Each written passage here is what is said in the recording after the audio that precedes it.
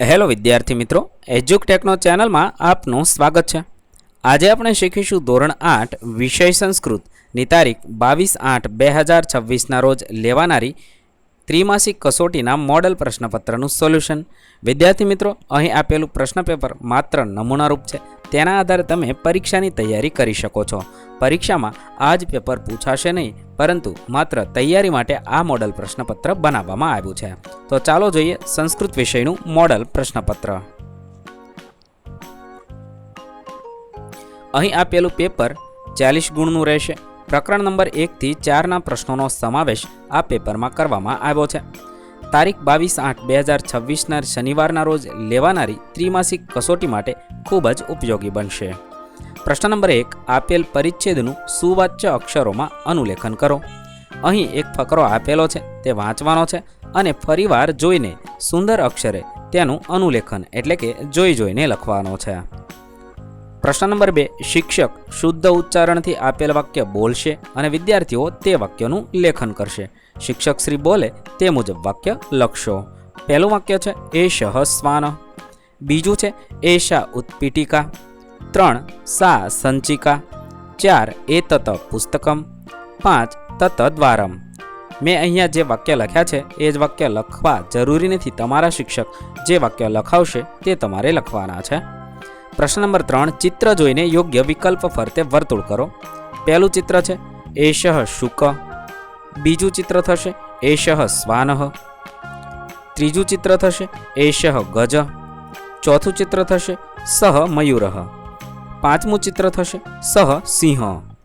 ત્યારબાદ પ્રશ્ન નંબર 4, ઉદાહરણ મુજબ કરો। અહીંયા એક ઉદાહરણ આપેલું છે, અર્જુનસ્ય બાણઃ અસ્તિ, કૌંસમાં અર્જુન આપેલું છે, આગળ અર્જુનસ્ય એવી રીતે લખેલું છે, તો આપણે ખાલી જગ્યામાં કૌંસમાં આપેલા શબ્દને આધારે લખવાનું છે। પહેલું ખાલી જગ્યા સુદર્શન ચક્રમ અસ્તિ, તો કૃષ્ણસ્ય સુદર્શન ચક્રમ અસ્તિ। બીજું થશે ખાલી જગ્યા અંકુશઃ અસ્તિ, ગણેશ કૌંસમાં લખેલું છે, તો ગણેશસ્ય અંકુશઃ અસ્તિ। ત્રીજું છે ત્રિશુલઃ અસ્તિ, તો મહાદેવ કૌંસમાં લખ્યું છે, મહાદેવસ્ય ત્રિશુલઃ અસ્તિ। 4 ખાલી જગ્યા હલમ અસ્તિ, બલરામસ્ય હલમ અસ્તિ। આ રીતે આપણે ઉદાહરણ મુજબ વાક્ય બનાવીશું અને લખીશું। પ્રશ્ન નંબર 5, ગદ્યખંડ વાંચીને આપેલ પ્રશ્નોના જવાબ સંસ્કૃતમાં લખો। અહીંયા એક ગદ્યખંડ એટલે કે ફકરો સંસ્કૃતમાં આપેલો છે, તે વાંચવાનો છે, સમજવાનો છે અને તેના આધારે નીચેના પ્રશ્નોના જવાબ લખવાના છે। 1, કાકઃ કુત્ર ઉપવિશતિ, કાકઃ વૃક્ષ શાખાયાઃ ઉપરી ઉપવિશતિ। 2, કાકઃ કિમ ખાદતિ, કાકઃ રોટિકામ ખાદતિ।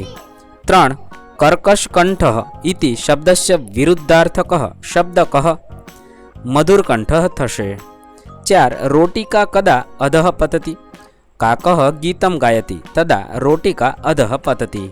5, ત્રયાણામ પક્ષિણામ નામામી લિખતુ, જવાબ થશે કાકઃ શુકઃ મયુરઃ।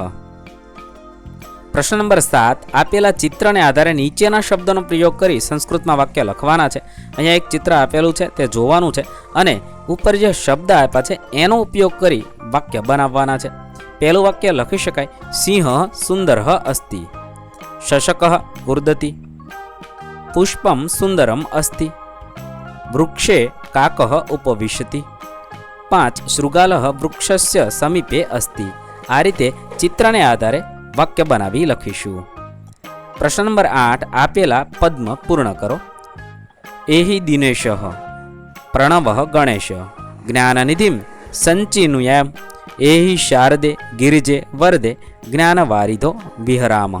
આ રીતે આપણે આપેલું પદ્મ પૂર્ણ કરીશું। વિદ્યાર્થી મિત્રો, પરીક્ષા માટે સૌને બેસ્ટ ઓફ લક। નવા વિડીયો સાથે ફરીથી મળીશું, ત્યાં સુધી અલવિદા।